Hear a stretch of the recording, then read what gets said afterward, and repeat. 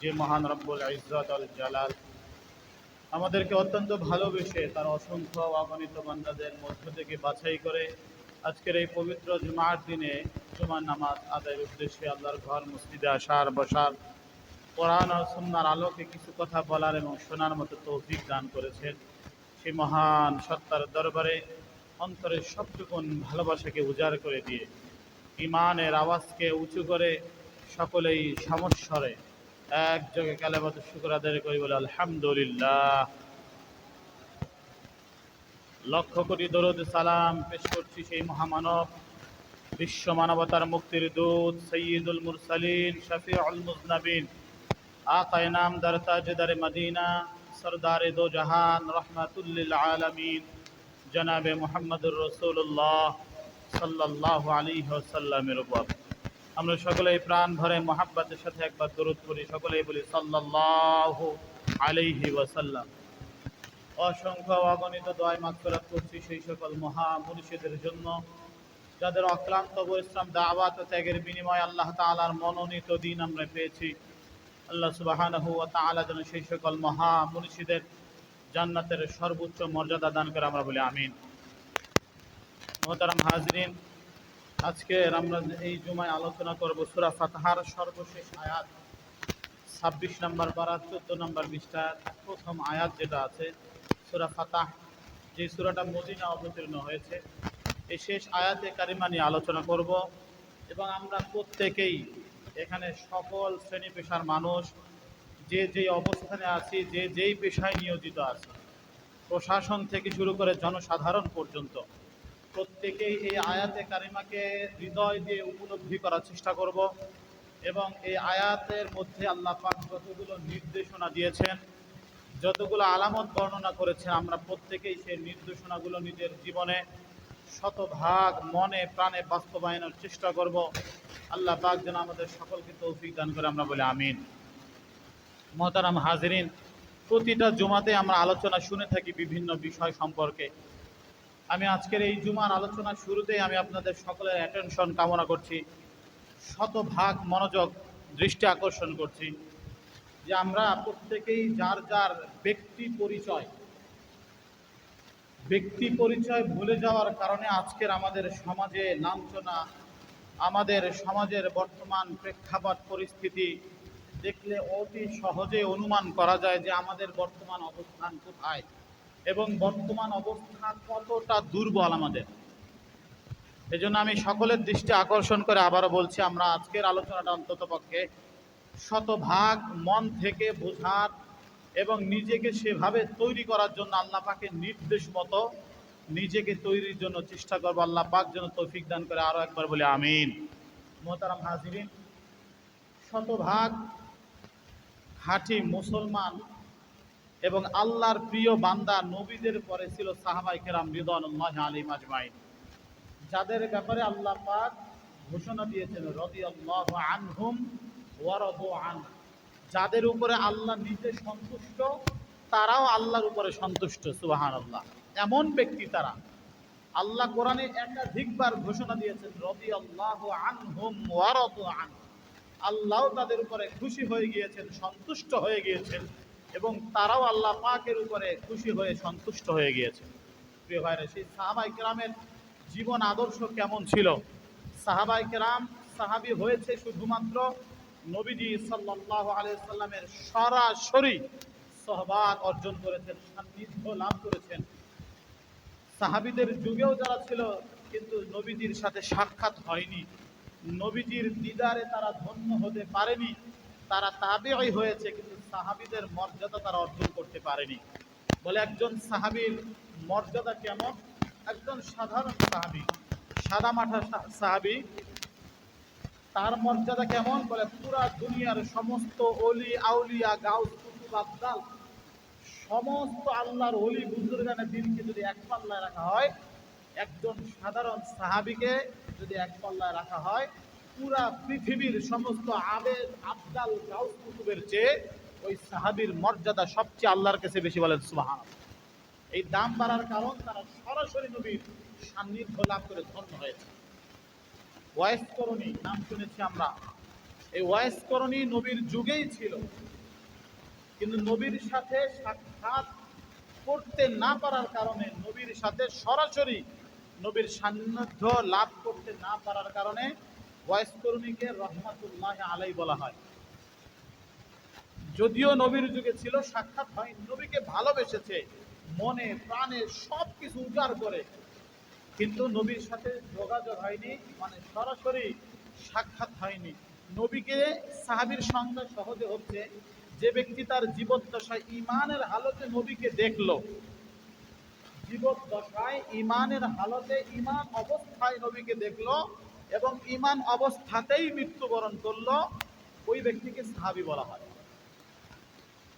তো যেহেতু ওয়াইস করণী রহমাতুল্লাহ আলাই তিনি জীবদ্দশায় নবীজিকে দেখতে পাননি, কিন্তু তার জমানায় তার ওই কালেই নবীজি ছিলেন, শুধু মায়ের খেদমত করতে গিয়ে, মাকে রক্ষা করতে গিয়ে নবীর দরবার পর্যন্ত যাওয়া তার পক্ষে সম্ভব হয়নি, বলে এই জন্য সাহাবীর মর্যাদা থেকে সে বঞ্চিত হয়েছে।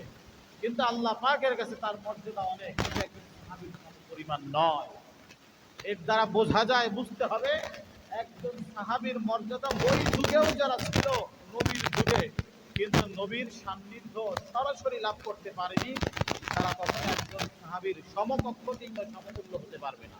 তার ইবাদতের পাল্লা যত ভারী হোক, তার রাত্রি জাগরণ যত দীর্ঘ হোক না কেন, এরপরও সাহাবীর মর্যাদায় উপনীত হতে পারবে।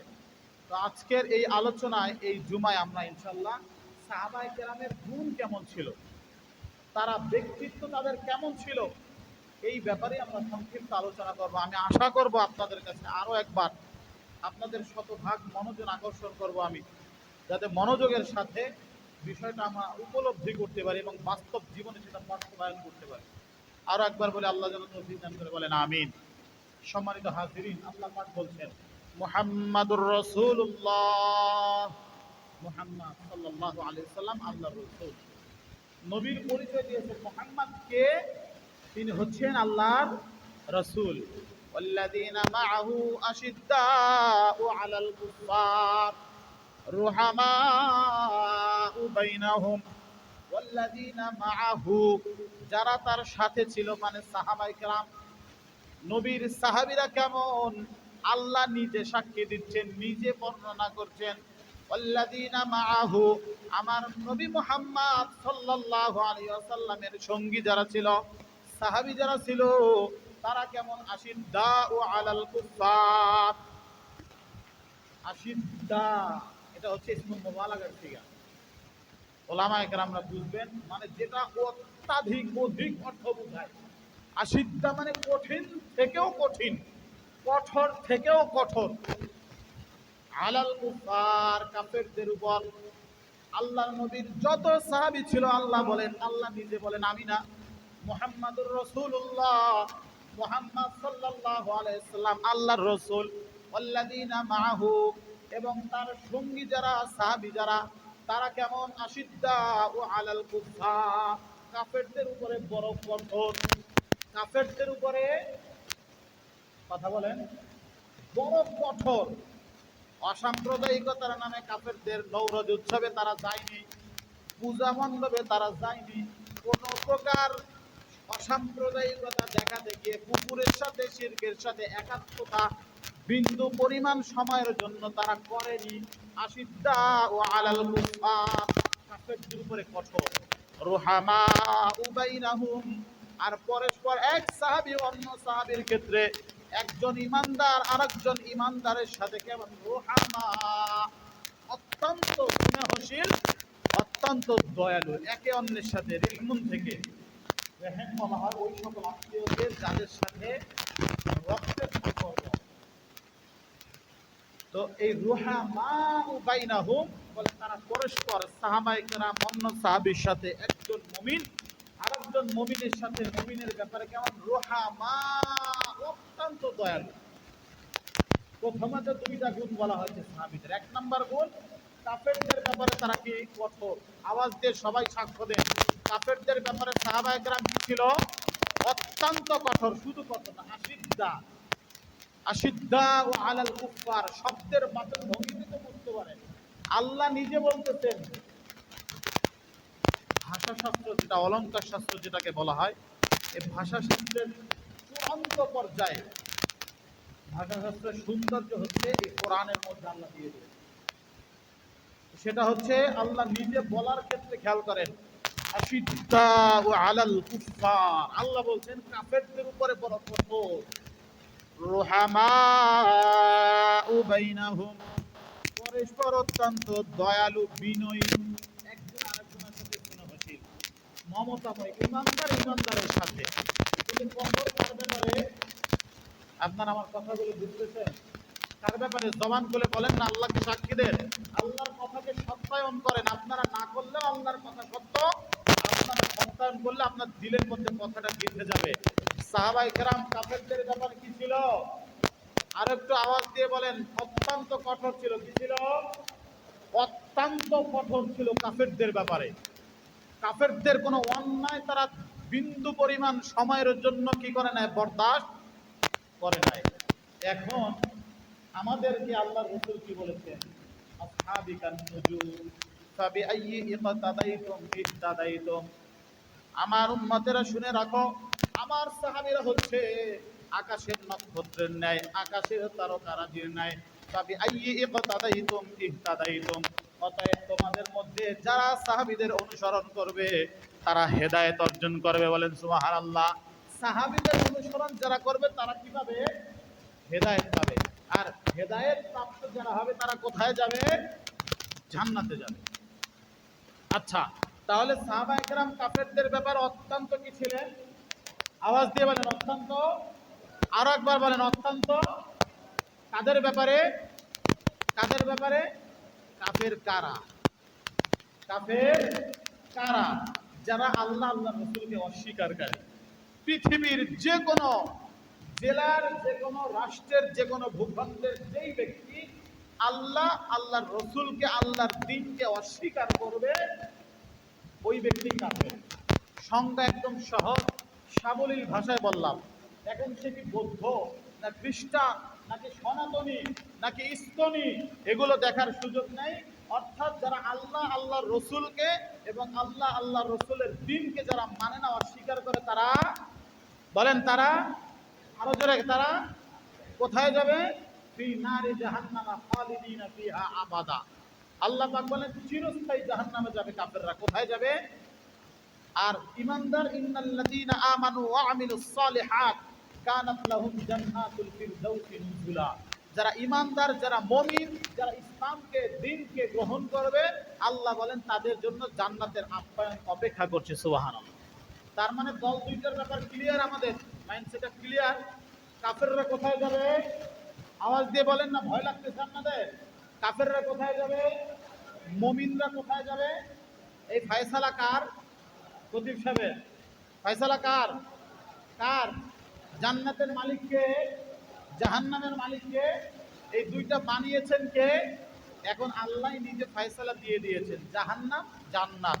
জান্নাতে যাবে ইমানদার, যদিও সে একদম কৃষ্ণাকায়, একদম কালো বর্ণের হয়, গোলাম হয়, সুইপার মেথর থেকে শুরু করে একজন রাস্তার ভিখারি হয়, কিন্তু সে যদি ইমানদার হয়, ওয়ালা আবদুম মুমিনুন খায়র, একজন ইমানদার গোলাম দুনিয়ার সমস্ত কাফের থেকে শ্রেষ্ঠ। বলেন সুবহানাল্লাহ। এই জন্য ইমানদার জান্নাতে যাবে, আর কাফের কোথায় যাবে? আপনাদের সন্দেহ লাগতেছে মনে হয়, বলার ভঙ্গিটার মধ্যে জাহান্নামী তো বলবো, কিন্তু যদি পাপ হয়। আর আল্লাহ বলছে ইন্নাল্লাযীনা কাফারু, যারা কুফরি করবে, মিন আহলিল কিতাব ওয়াল মুশরিকিন, মুশরিকদের মধ্যে থেকে, আহলে কিতাবদের মধ্যে থেকে যারা কি করবে?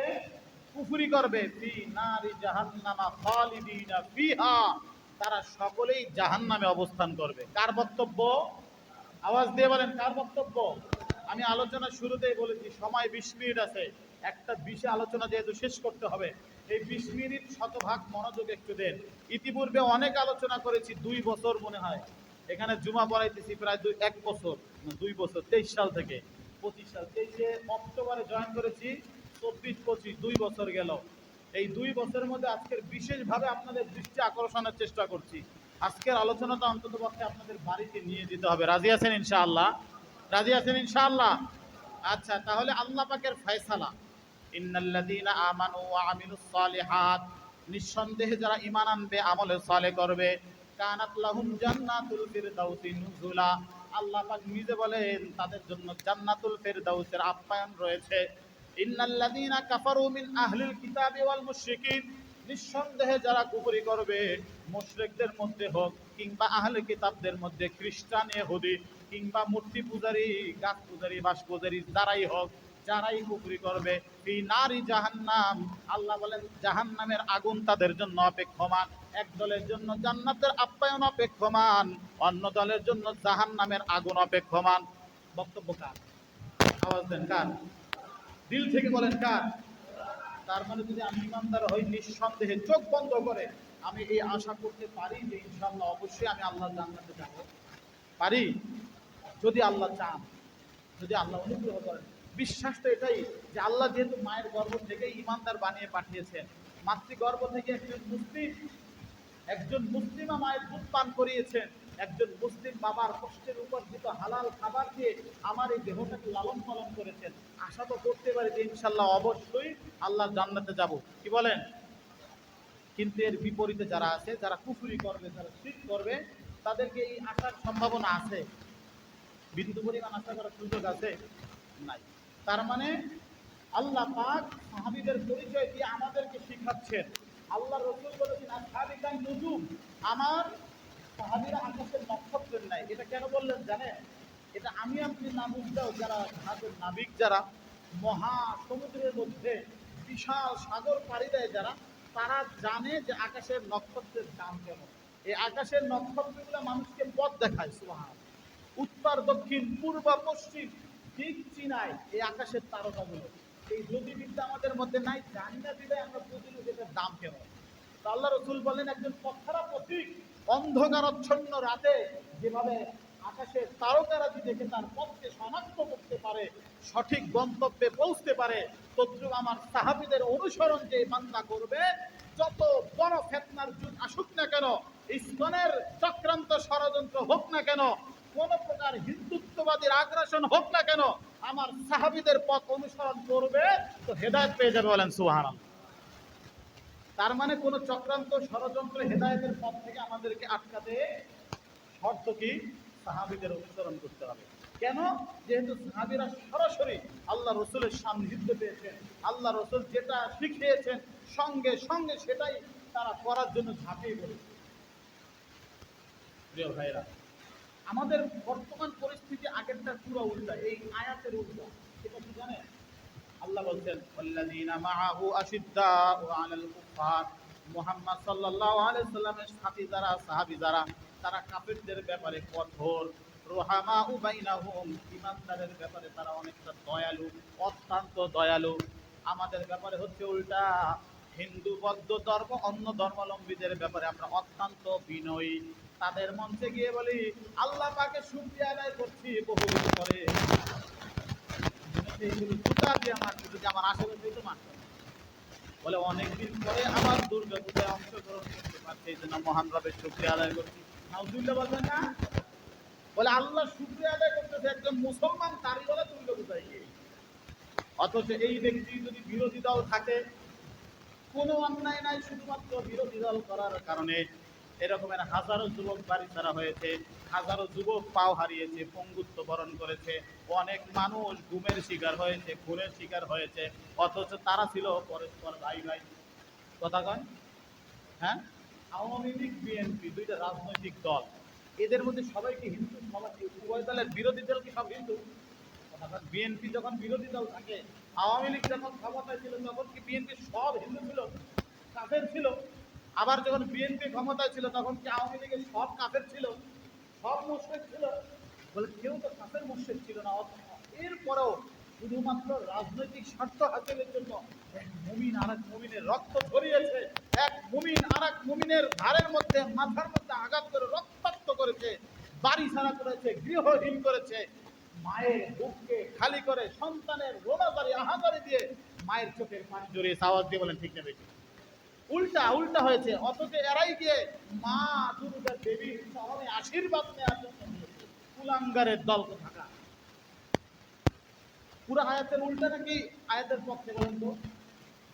আমি কারো বিদ্বেষ করে বলতেছি না, আল্লাহ বলতেছেন যে ইমানদাররা হবে, সাহাবীরা কেমন ছিল, আশিদ্দা ও আলাল কুফফা, কাফেরদের ব্যাপারে বড় কঠোর ছিল, ইসলাম নিয়ে, ধর্ম নিয়ে, নবী নিয়ে, আল্লাহ নিয়ে কোন প্রকারের অভিযোগ করবে এই সুযোগ দেয় না। কথা কোন ঠিক না বেটি? সিদ্দিক আকবর রাদিয়াল্লাহু তাআলা আনহুর সামনে পড়েছে এক ইহুদি, লাকাদ সামিআ আল্লাহু কাওলাল্লাযীনা ক্বালু ইন্নাল্লাহা ফাকীর। আল্লাহ রাসূল যুদ্ধের জন্য চাঁদা তুলতেছে, ইহুদিরা কয় মুহাম্মাদের ধর্ম ফকির ধর্ম, মুহাম্মাদের আল্লাহ ফকির। নাউজুবিল্লাহ বলেন। মুহাম্মাদের আল্লাহ ফকির, এই জন্য চাঁদা উঠায় মানুষের কাছ থেকে। আবু বকর রাদিয়াল্লাহু তাআলা আনহুকে সামনে পেয়ে এক ইহুদি বলতেছে, আবু বকর তোমাদের ফকিরের ধর্ম, তোমাদের আল্লাহ ফকির। সে কি করে? মানুষের কাছ থেকে চাঁদা নিয়ে তার ধর্ম চালায়, সে তো একজন ফকির। আবু বকর রাদিয়াল্লাহু তাআলা আনহুকে বলতে দেরি, সিদ্দিক আকবর যে হাঁটলে তা মাটি টের পায় না, যার লজ্জাশীলতা, যার বাদন্যতা, যার উদারতা দেখে গাছও লজ্জা পায় যে একজন মানুষ এতটা লাজুক, এতটা বিনয় কিভাবে হয়। এই সিদ্দিক আকবরের রক্তের মধ্যে আগুন জ্বলে উঠেছে, যেহেতু আল্লাহর বিরুদ্ধে কথা বলেছে। যে সিদ্দিক আকবর একটা মশাকে মারতে গেলেও তার হাত কাঁপে, একটা প্রাণী তো আল্লাহর মাখলুক, অথচ সেই সিদ্দিক আকবর ঠাস করে একটা চর লাগাই দিছে যে ইহুদির মাথার মধ্যে হেলিকপ্টার ঘুরে ছিল। হেলিকপ্টার বোঝার জন্য বললাম আর কি, এমন চটকানা দিছে অজ্ঞান হয়ে যাওয়ার পর্যায়ে চলে গেছে। আল্লাহ রাসূল সাল্লাল্লাহু আলাইহি ওয়াসাল্লামের কাছে বিচার নিয়ে গেছে, কি জন্য আবু বকর মারছে। আল্লাহ আয়াত নাযিল করছেন, লাকাদ সামিআ আল্লাহ, আল্লাহ শুনছে কাওলাল্লাযীনা ক্বালু ইন্নাল্লাহা ফাকীর, তারা আল্লাহকে ফকির বলেছে। এই কথা আল্লাহ শুনেছে, আল্লাহ নিজে সাক্ষী দিয়েছে। তার মানে সিদ্দিক আকবর হাঁটার সময় জমিন টেনে যেত না, এমন একজন ব্যক্তিও যখন আল্লাহর বিরুদ্ধে কথা শুনেছে তখন তার রক্তের মধ্যে আগুন জ্বলে উঠেছে। কথা কোন ঠিক না বেটি? কিন্তু আমাদের ইমানের কি অবস্থা? সারা দেশ জুড়ে একের পর এক মুসলিম মাদনের ধর্ষণের ঘটনা ঘটছে। 13 বছরের আসামি গাজীপুরের বর্তমান সময়ে সবচেয়ে আলোচিত ঘটনা। আমার আপনার মুসলিম মেয়ে, মা, বোন একের পর এক ধর্ষণের শিকার হচ্ছে, হত্যার শিকার হচ্ছে। কিন্তু কি হলো, আমাদের রক্তে এখন আগুন জ্বলে না, এখনো সেই প্রতিবাদের সেই স্পৃহা দিলের মধ্যে জাগে না। তাহলে সাহাবায়ে কেরামের সাথে আমার সাথে মিলিত হয়ে গেছে। বরঞ্চ দুই চারজন যারা আন্দোলন করতে যায়, যারা এটাকে প্রতিবাদ জানাতে যায়, তাদেরকে জামিয়ে রাখার জন্য আমার আপনার মতো এমন লেবাসদারি কিছু ভণ্ড মোনাফেক ঘুরতে তো সেটাকে গিয়ে প্রতিহত করার চেষ্টা করে। পক্ষ তো নেয় না, বরঞ্চ প্রতিহত করে। পুরা দেশের মধ্যে হিন্দুত্ববাদ এমন পর্যায়ে, এমন ভাবে মাথাচাড়া দিয়ে উঠেছে, একমাত্র কারণ হচ্ছে সাহাবীদের আদর্শের সাথে আমাদের আদর্শের মিল নাই। আওয়াজ দেন ঠিক না বেটি? এই লজ্জা লুকানোর জায়গা আমরা কিছুদিন পরে পাবো না। আজকের হয়তো মিডিয়ায় দেখি গাজীপুরের আশামণি, আজকের মিডিয়ায় দেখি ফরিদপুরের অমুক গৃহবধূ, আজকের মিডিয়ায় দেখি অমুক মাদ্রাসার ছাত্রী, ভাগোয়া প্রেম, এভাবে করে বিভিন্ন প্রেমের চোখ ফেলে ইসকনের সদস্যরা, এই সংগঠনের যুবকরা তারা পণ করেছে, প্রতিজ্ঞা করেছে যে একজন মুসলিম মেয়ের ইজ্জত ধারণ করতে পারবে তাকে বড় অঙ্কের টাকা দিয়ে তাকে ইসলাম সহযোগিতা করবে। নাও কি হলো, আমাদের গায়রাত, আত্মমর্যাদাবাদ কোথায়? হযরত বিন ইউসুফ ইতিহাসের একজন কট্টর জালেম মুসলিম বাদশা ছিলেন, তার জুলুমের বর্ণনা বলে শেষ করা যাবে না। এমন একজন বাদশা, একটু বর্ণনা দেই শুনেন। হযরত বিন ইউসুফকে জিজ্ঞেস করা হয়েছিল, ওহে হযরত, তোমার সবচেয়ে পছন্দের জিনিস কোনটা? সবচেয়ে, আমাদের প্রত্যেকের একটা ফেভারিট জিনিস আছে না? খাওয়ার মধ্যে হোক, পোশাকের মধ্যে হোক, কিংবা ঘোরার মধ্যে হোক, এক একজন এক একটা পছন্দ। হযরত বিন ইউসুফকে জিজ্ঞেস করা হয়েছিল, তোমার সবচেয়ে প্রিয় বস্তু কোনটা? উনি বলে, আমি যখন কাউকে জবাই করি, জবাই করার সময় হলকুমের এই শ্বাসনালী যখন কাটে, ঘর ঘর ঘর একটা শব্দ বের হয় না, রক্ত বের হওয়া, বলে ওই শব্দটা শুনতে আমার সবচেয়ে বেশি ভালো লাগে। এবার চিন্তা করেন কোন কোয়ালিটির জালেম ছিল। বুঝতে পারতেছে? অনুমান করতে পারতেছে? একজন মানুষকে জবাই করার সময় এই রক্ত, হলকুম দিয়ে রক্ত বের হওয়া, গড়গড় যে শব্দ হয়, বলে এই শব্দটা আমার সবচেয়ে বেশি প্রিয় লাগে এবং আমি এটাকে খুব অনুভব করি। এমন একজন জালেমের কাছে চিঠি এসেছিল, একজন মুসলিম বোন তার ইজ্জত, তার সম্ভ্রম হানির ঘটনা উল্লেখ করে হযরত বিন ইউসুফকে চিঠি পাঠিয়েছিল। এমন একজন জালেমেরও গায়রাত, আত্মমর্যাদাবোধ জেগে উঠে তিনি সেখানে যুদ্ধের জন্য বাহিনী পাঠিয়েছিলেন। শুধু একজন বোনের আর্তনাদ, অথচ এই অল্প কয়েকদিন, বিগত 1 মাসের ঘটনা দেখেন, পর্যালোচনা করেন, দৈনিক পত্রিকাগুলো, মিডিয়ার সংবাদগুলো দেখেন, পর্যবেক্ষণ করেন, একের পর এক আপনার আমার বোন, আপনার আমার বোন, আপনার আমার বোন। কেন আমাদের ভাইরাস লাগে না? কেন আমাদের রক্তে এখন আগুন জ্বলে না? কারণ হচ্ছে আমাদের মতো লেবাসধারী মুনাফিকরাই তো কিসের মধ্যে তাদের মন্দির খাইতে যায় না, পোশাক খাইতে যায়, আল্লাহ ভালো জানে। আল্লাযীনা মাআহু আশিদ্দাউ আলাল কুফার, সাহাবায়ে কেরাম কাফেরদের ব্যাপারে কঠোর ছিল। মুসলমান মামুনের ইজ্জত তো দূরের কথা, ইসলাম নিয়ে কথা বললেই তো তার ঘাড় থেকে মাথা আলাদা করে দেওয়ার কথা ছিল। ফাদরিবু ফাওকাল আ'নাক ওয়াদরিবু মিনহুম কুল্লা বানান। আঘাতের পদ্ধতি আল্লাহ শিখিয়েছেন, ফাদরিবু আঘাত করো। যুদ্ধের ময়দানে কথা যদিও ওটা, কিন্তু এই ইস্তিহা দিলের মধ্যে তো থাকা দরকার ছিল, হৃদয়ের রক্তক্ষরণ হওয়ার কথা ছিল। কেন বছর একটা যুবতী, আমার আপনার একটা বোন, একের পর এক ইদানিং একের পর এক ভিডিও দেখা যাচ্ছে, মা কেঁদে কেঁদে বলছে যে তার মেয়েকে ব্ল্যাকমেইল করে, কাগজাদি করে ভাগিয়ে নিয়ে গেছে। অনেক পরিবারের শিক্ষিত মেয়েগুলোকে শাঁখা সিঁদুর পরিয়ে তারা হিন্দু বানিয়ে এরপর প্রেগনেন্ট করে ছেড়ে দিচ্ছে, কতগুলোকে পাচার করে দিচ্ছে, পতিতালয় বিক্রি করে দিচ্ছে। কি হলো আমাদের? কেন আমাদের গায়রাত, কেন আমাদের আত্মমর্যাদাবোধ জেগে ওঠে না? কেন আমরা প্রতিবাদী হই না? আল্লাযীনা মাআহু আশিদ্দাউ আলাল কুফার, কাফেরদের ব্যাপারে কঠোর ছিল সাহাবায়ে কেরাম। অথচ আমাদের সব লড়াই যুদ্ধ পরস্পর, কথা কয় আমরা নিজেরা নিজেরা লড়াই করি, ভাইয়েরা ভাইয়েরা লড়াই করি। স্বাস্থ্য ভাই এসেছে সামান্য দুনিয়ার এক ফোঁটা জায়গা জমি নিয়ে, অল্প কিছু টাকা নিয়ে, নিজের একটা পদ মর্যাদার শেয়ার নিয়ে আমরা এক ভাই আর এক ভাইকে মেরে ফেলছি, এক ভাই আর এক ভাইয়ের সাথে দ্বন্দ্ব লাগিয়েই রাখি। অথচ ভাইয়ের ব্যাপারে ভাই কেমন ছিল? যুদ্ধের ময়দানে সাহাবী আহত হয়ে পানির জন্য কাতরাচ্ছে, তাদের আমল বলে দেখেন না ঘটনা। সাহাবী পানির জন্য কাতরাচ্ছে, পানি নিয়ে আসা হয়েছে তার কাছে, পানি পান করতে যাবে এমন অবস্থায় পাশের একজনের থেকে ঘোংরানি আসতেছিল, পানি পানি, আহত অবস্থায় পড়ে আছে। তিনি ইশারা দিলেন আমাকে পান না করে তাকে আগে পান করাও। ওই সাহাবী বলতেছে আমি দৌড়ে তার কাছে গেলাম পানি পান করার জন্য, ইতিপূর্বে আরেকটু দূরে আরো একজন পানি পানি বলে আহাজারি করছে। বলে তিনিও আমাকে ইশারা দিয়ে পাঠালেন প্রথম তৃতীয় ব্যক্তির কাছে, যাও আগে তাকে পানি পান করাও। বলে দৌড়ে তার কাছে যেতে যেতে দেখি তিনি শাহাদাত বরণ করেছেন, তিনি দুনিয়া থেকে চলে গিয়েছেন পানি পান করা ব্যতীত। বলে যখন দেখলাম ওই তৃতীয় ব্যক্তি ইন্তেকাল করেছে, আমি দৌড়ে তৃতীয় ব্যক্তির কাছে পানি পান করানোর জন্য আসলাম, দেখি আমি আস্তে আস্তে তিনি ইন্তেকাল করেছেন, শাহাদাত বরণ করেছেন। বলে এরপরে দৌড়ে আমার ভাইয়ের কাছে আসলাম, দেখি যতক্ষণে আমি এই দুই ব্যক্তি ঘুরে এসেছি ততক্ষণে আমার ভাইও দুনিয়া থেকে বিদায় নিয়ে চলে গেছে। প্রিয় ভাইরা, সাহাবায়ে কেরাম মৃত্যুর সময়ও তার ভাইয়ের জন্য, একজন ইমানদার ভাইয়ের জন্য মৃত্যুর সময় এক ফোঁটা পানি পান করবে, সেটাও নিজে আগে না করে তার ভাইকে প্রাধান্য দিয়েছে। কিন্তু এর বিপরীতে আমাদের মধ্যে সামান্য একটু জমির বিরোধ নিয়ে, সামান্য একটু কথা কাটাকাটিকে কেন্দ্র করে ভাই ভাইকে মেরে ফেলছে, রাজনৈতিক একটু দ্বন্দ্ব নিয়ে মায়ের বুককে খালি করে দিচ্ছে। হিন্দু বলে না, কিংবা আমাদের মধ্যে কোনো প্রকারের অনুভূতি শক্তি পর্যন্ত না। তার মানে সাহাবীদের সাথে আমাদের মিল রাখার জন্য অনেকগুলো গুণ আল্লাহ বলেছেন। প্রথম যে দুইটা গুণ, আপনার কাফেরদের ব্যাপারে কঠোর সাহাবায়ে কেরাম ছিলেন, আমরা হব রাজি আছি ইনশাআল্লাহ।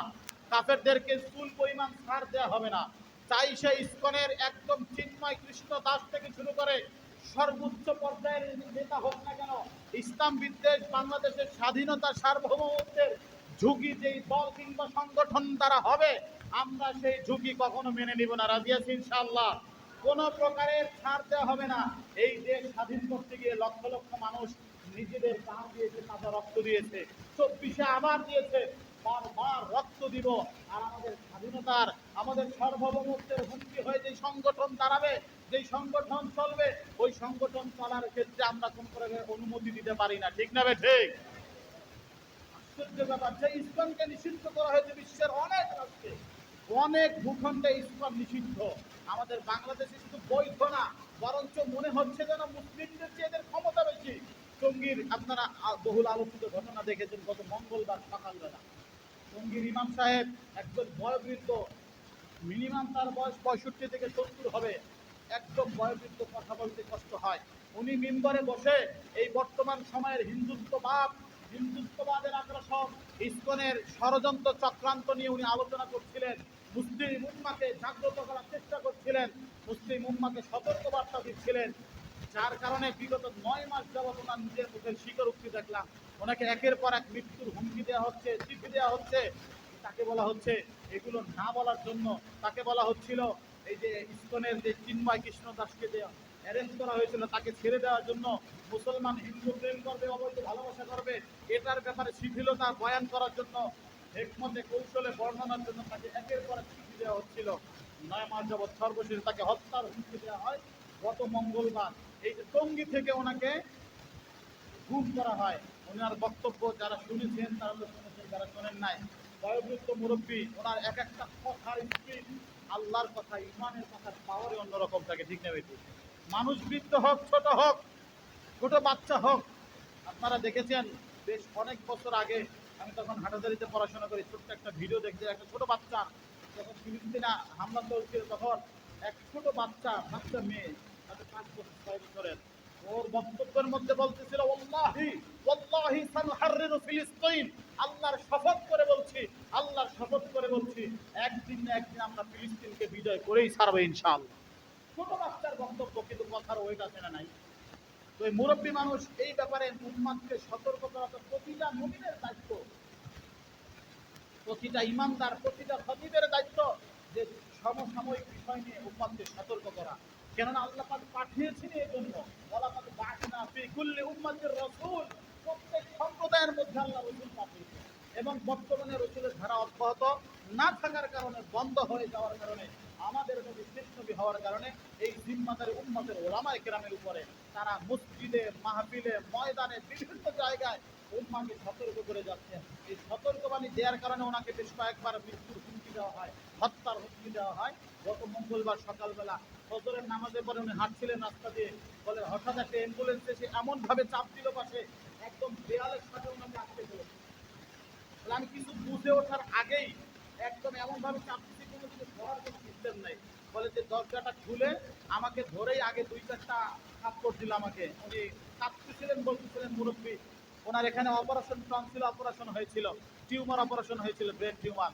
ওই জায়গায় আঘাত করার পরে উনি বলতেছেন যে আমি, আমার কান টান বন্ধ হয়ে গেছে, আমি কিছু শুনতে পাচ্ছিলাম। ইতিমধ্যে যে একটা রুমাল না কাগজ বা কাপড় উনি বললেন যে আমার নাকের কাছে ধরলে এখন আমি আর কিছু বলতে পারি না।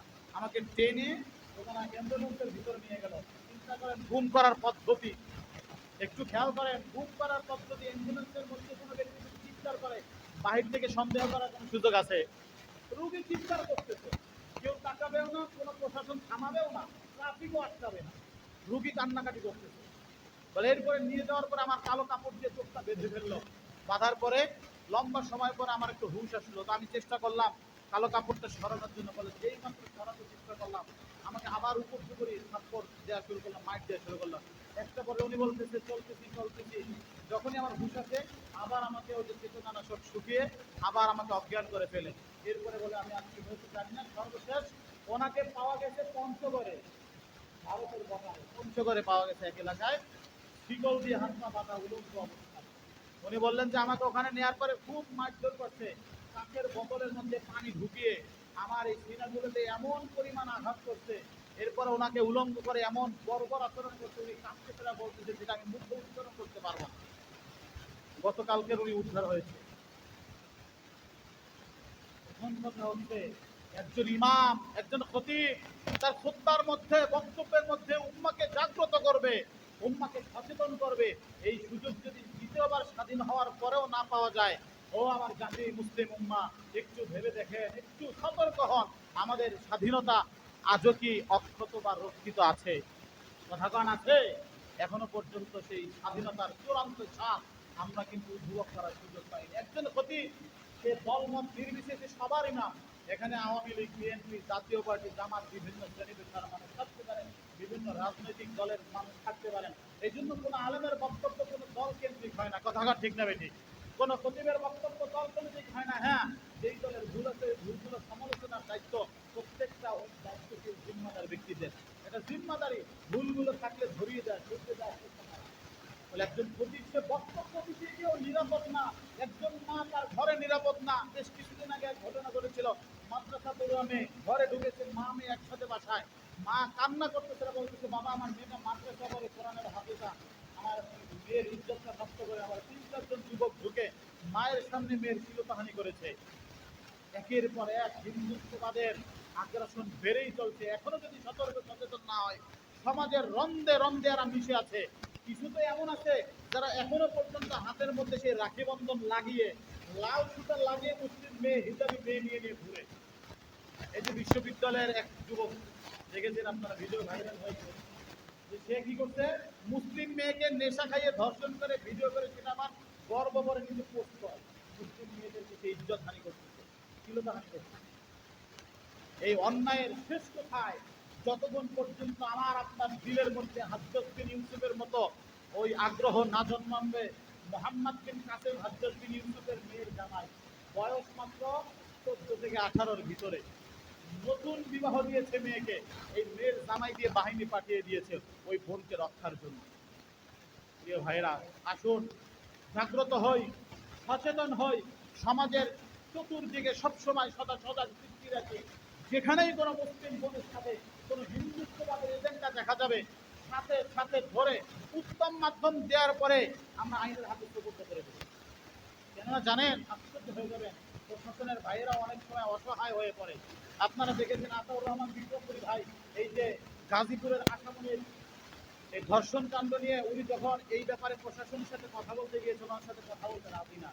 উনি যখন বারবার চাপ প্রয়োগ করতেছেন যে অবশ্যই আমি কথা বলার অধিকার রাখি, কেন কথা বলবেন না, এক পর্যায়ে এসআইকে টয়লেটের মধ্যে বলাইছে। সেখান থেকে ডাক্তাররা সহযোগিতা করে ওখান থেকে বের করে তাকে গাড়ির মধ্যে করে নিয়ে যাওয়া ছিল নিরাপদে। তিনি নিজে একা বুক চিটিয়ে দাঁড়িয়েছেন গাড়ির সামনে। আমার প্রশ্নের জবাব না দিয়ে এক কদম এখান থেকে নড়া যাবে। তার মানে প্রশাসনও সেখানে ভূমিকা পালন করতে চায়, কারণ তাদের উপরের উপর থেকে চাপ আছে। চাকরি থাকবে না, না হয় তোমার ফ্যামিলি থাকবে না। আমি এমনও প্রশাসনের ভাই সাথে আমার পরিচয় শুনেছি যে মাঝে মাঝে তাদের ফ্যামিলি নিয়েও তাদেরকে কী করা হয়, হুমকি দেওয়া হয়। বাধ্য হয়ে অনেক অন্যায় কাজ তারা করতে চায়, করতে হয়, কিছু করার নাই। এই জন্য বেশি বলার সুযোগ নেই। অন্তত পক্ষে উত্তম মাধ্যম দিয়ে এরপরে পুলিশের হাতে বলতে পারে। অন্তত পক্ষে মৃত্যু পর্যন্ত কোন একজন মুসলিম মেয়ের দিকে তাকাতে যেন তার 17 বার পরিচয়। কথাক্ষণ ঠিক না বেশি? যদি আপনি আদর আপ্যায়ন করে পুলিশের হাতে দেন, ওনারা নিয়ে এসি রুমে রাখবে, এরপর উপর থেকে চাপ দিয়ে ওই কাচ্চি বিরিয়ানি আর মাটন বিরিয়ানি তার ওখানে পার্সেল করে পাঠাবে, আরামের সাথে খাবে, নিরাপদে খাবে। বরঞ্চ এমন উত্তম মাধ্যম দেন যাতে করে ট্রান্সফর্মার দিয়ে দ্বিতীয়বার কোনোদিন বিদ্যুৎ উৎপাদন করতে না পারে। আশা করি বুঝছেন বিষয়টা। এমন উত্তম মাধ্যম দিয়ে দেন যাতে করে জীবনে বংশের বাতি জ্বালানোর মতো আর কোনো বিদ্যুৎ তার কাছে অবশিষ্ট না থাকে। জীবনে কোনো মুসলিম মেয়ে তো দূরের কথা, কোনো হিন্দু মেয়ের দিকেও কুনজরে তাকানোর মতো দুঃসাহস যেন ওই কুলাঙ্গার দেখাতে না পারে। ঠিক না বেঠি? প্রিয় ভাইয়ের, আসুন একটু প্রতিজ্ঞাবদ্ধ হয়, আল্লাহকে হাজির নাজির জেনে ওয়াদা করি, ইনশাআল্লাহ আমার চোখে দেখা কোনো একজন হিন্দুকে যদি দেখি, আমার মুসলিম মায়ের দিকে, আমার মুসলিম বোনের দিকে কুনজরে তাকিয়েছে, কিংবা কোনো প্রকার ভাগোয়া লাভের চাপে ফেলেছে, আমার বোনকে সে কোনো প্রকারে ব্ল্যাকমেল করার চেষ্টা করছে, আমি আমার অবস্থান থেকে আমার দেহে প্রাণ থাকা পর্যন্ত লড়াই অব্যাহত রাখবো। কে কে রাজি আছে ইনশাআল্লাহ? তুই হাত উঁচু করে দেখাই। আল্লাহ পাক আমাদের কবুল করেন, বলে আমিন। কখনো কোনো ছাড় নাই। আশিদ্দাউ আলাল কুফার, শিক্ষা হচ্ছে আল্লাহর শিক্ষা। শিক্ষা কার? এটা আল্লাহ শিক্ষা। আশিদ্দাউ আলাল কুফার, কাফেরদের ব্যাপারে। আরে ধর্ষক যদি মুসলমান হয় এরপরেও তো তার ছাড় নাই। কথা কোন ঠিক না বেশি? সেখানে হিন্দু তো প্রশ্নই আসে না। আমরা কোনো ধর্মের বিরোধী না, ধর্ম বিদ্বেষী না, কিন্তু আমরা এতটাও বিনয়ী না যে আমার ধর্ম নিয়ে, আমার মা বাবার ইজ্জত নিয়ে, আমার ইসলাম নিয়ে সিনেমিন খেলবে আর আমরা বারবার ওই দর্শকের ভূমিকা পালন করবে। এই দেশ, এই দিন শেষ হয়ে গিয়েছে। প্রিয় মুসলিম উম্মাহ, এটা আমার ইমানের দায়িত্ব, এটা আমার নৈতিক দায়িত্ব, আল্লাহর পক্ষ থেকে প্রদত্ত দায়িত্ব। প্রত্যেকটা মুসলমানের জান মাল আমার জন্য হারাম করেছেন, মানে অন্যায়ভাবে কোনো মুসলমানের জান মালকে আমরা ক্ষতি করতে পারবো না। আবার আমার চোখের সামনে দেখা অবস্থায় কোনো ভাইকে ক্ষতিগ্রস্ত হতে দিতে পারি না। রাজি আছি তো ইনশাআল্লাহ? আল্লাহ পাক তৌফিক দান করেন, আমিন। প্রিয় ভাইরা, ইসকনের বিরুদ্ধে আন্দোলন, ইসকন হটাও দেশ বাঁচাও, শুধু এটা আলেমদের বক্তব্য নয়, দলমত নির্বিশেষে ছাত্র সংগঠন থেকে শুরু করে আম জনতা সবার মধ্যে একই বক্তব্য, ইসকন হটাও দেশ বাঁচাও। ইসকনকে নিষিদ্ধের দাবিতে সারা দেশব্যাপী বিক্ষোভে উত্তাল হয়ে ফুসে উঠেছে সারা বাংলাদেশ। আজকের জুমার পরে সারা বাংলাদেশের বিভিন্ন জায়গায় তাদের এই কর্মকাণ্ডের বিরুদ্ধে এবং ইসলাম নিষিদ্ধের দাবিতে আন্দোলন হবে। বিশেষ করে আমাদের এই এলাকায় শ্রীপুর স্থানে ইসলাম বিরোধী সমাবেশ হবে এবং এখানে মিছিলের আয়োজন করা হয়েছে, বিক্ষোভের আয়োজন করা হয়েছে। আমাদের যাদের সময় সুযোগ আছে, ইমানের দাবি নিয়ে অন্তত পক্ষে একটা আওয়াজ যদি তুলি, এক ফোঁটা ঘাম যদি খরচ করি, হয়তোবা হতে পারে আমাকেও সেই মুজাহিদের কাতারে, আমাকেও সেই বিপ্লবীর কাতারে আল্লাহ তাআলা শামিল করে নেবেন। আল্লাহ তৌফিক দান করেন, আমিন। ওয়া আখিরু দাওয়ানা আলহামদুলিল্লাহ।